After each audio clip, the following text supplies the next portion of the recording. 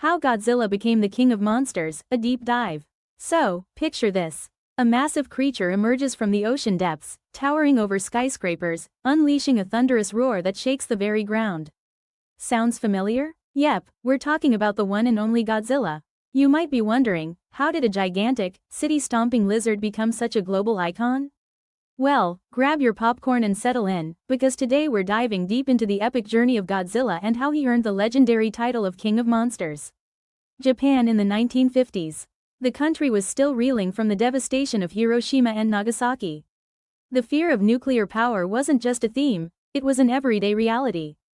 The shadow of the atomic bomb loomed large over the cultural psyche. Enter Toho Studios, where producer Tomoyuki Tanaka had an idea. Collaborating with director Ishiro Honda and special effects maestro Eiji Tsuburaya, they envisioned a creature that embodied the destruction of nuclear weapons. And thus, Gojira was born. Fun fact: the name is a blend of the Japanese words for gorilla, gorira, and whale, kujira. The 1954 film Gojira wasn't just a monster flick. It was a haunting commentary on nuclear horrors. The plot followed a prehistoric sea monster awakened by atomic testing, laying waste to Tokyo. The film struck a chord in Japan and later internationally, sparking a phenomenon. Godzilla wasn't just any monster, he was a walking, roaring symbol of nuclear annihilation. His destructive path mirrored the chaos unleashed by atomic bombs. Every time he blasted his atomic breath, audiences were reminded of the devastating power of nuclear weapons. As the series progressed, Godzilla began representing more than just nuclear fears. Themes expanded to environmental issues, like pollution and humanity's disregard for nature. The big guy started to reflect broader societal anxieties, becoming a metaphor for the consequences of our actions on the planet. Showa era, 1954 to 1975. During the Showa era, Godzilla went through a major character arc. He shifted from a terrifying villain to a kind of anti-hero and even a protector of Earth. We saw him throw down with other monsters like Mothra, Rodan, and the three-headed King Ghidorah. These epic battles were the stuff of legends. Heisei era, 1984 to 1995.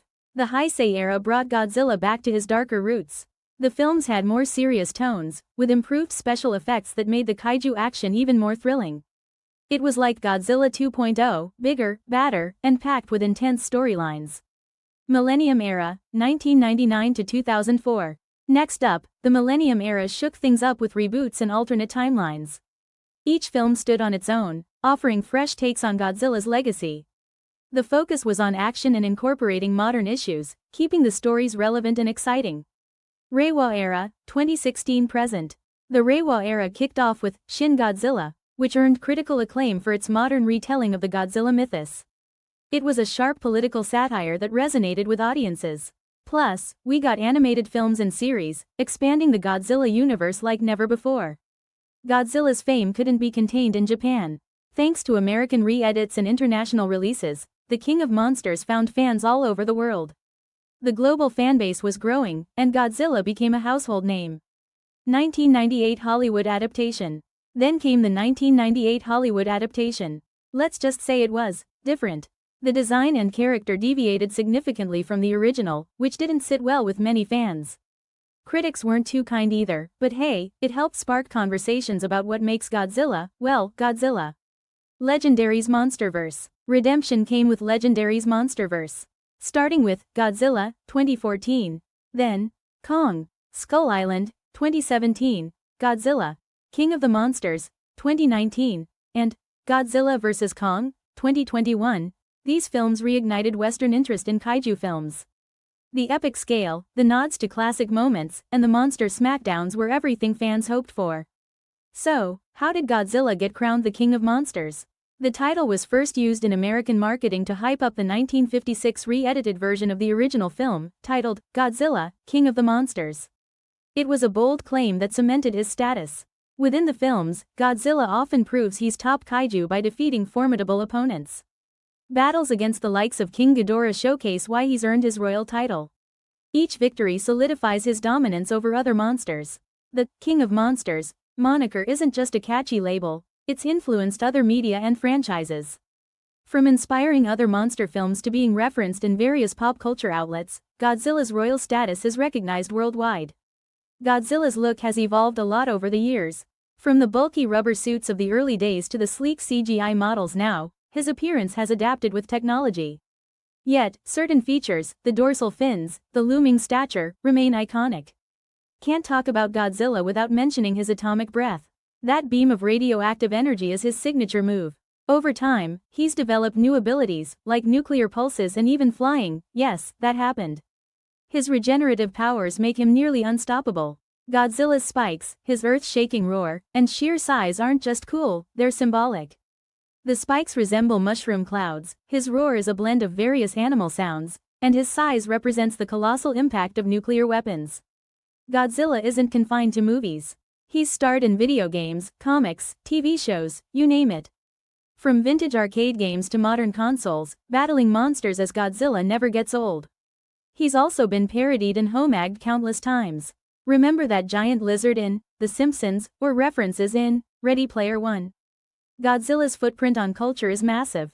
Filmmakers and artists worldwide cite Godzilla as an inspiration. Directors like Guillermo del Toro have expressed their love for kaiju films. The monster and sci-fi genres wouldn't be the same without him. A recurring theme is the clash between humanity and nature. Godzilla often represents nature's wrath against human hubris. It's a reminder that we can't control everything, and meddling with nature can have dire consequences. The dangers of unchecked technological advancement, especially nuclear technology, are central to Godzilla's story. The films challenge us to consider the ethical implications of our innovations. Many Godzilla films show that when faced with a colossal threat, differences fade, and unity prevails. Humans, and sometimes even other monsters, team up to overcome challenges. It's a powerful message about collaboration. So, what's next for the Big G? There are whispers of new films and series in the works. While details are under wraps, fans are buzzing with excitement and theories about potential storylines. Godzilla remains relevant because he adapts to the times. Modern issues like climate change and global crises can be explored through his stories, keeping him impactful for new generations. The monsterverse could expand even further, maybe with more kaiju crossovers or fresh interpretations. The possibilities are endless, and we can't wait to see where Godzilla goes next. From a terrifying embodiment of nuclear destruction to a beloved pop culture titan, Godzilla's journey is nothing short of epic. He's smashed his way into our hearts and cinemas worldwide. Godzilla isn't just the king of monsters, he's a symbol of our fears, hopes, and the awe-inspiring power of nature. His impact on film and society is monumental and enduring. Whether you're a longtime fan or new to the kaiju scene, Godzilla's story has something for everyone. So, what's your favorite Godzilla moment? Drop it in the comments below. Huge shout out to all the creators, actors, and visionaries who've brought Godzilla to life over the decades. And thanks to you all for joining this deep dive. If you enjoyed this video, smash that like button. Don't forget to subscribe for more epic content.